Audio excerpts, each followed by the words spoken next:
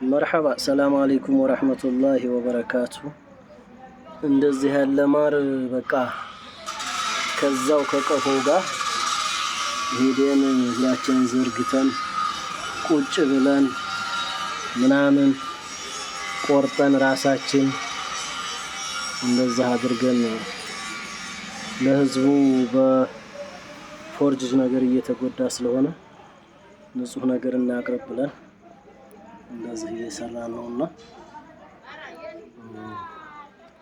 ኢንሻአላህ የሚፈልግ ሰው ካለ በኮሜንት ላይ ያሳውቀን ይችላል። ኢንሻአላህ እንደዚህ ያለ ማር እያዘጋጀን ማለት እያዘጋጀን ሳይሆን ከቦታው ላይ እየቆረጥን ይሄር ከባለቀፎቹ ጋር እያስቆረጥን ነው። ዛሬ ይሄን እንትን ብለው በትዕዛዝ የመጣ ነውና ኢንሻአላህ ፈላጊ ካለ ይሄን ይመስላል።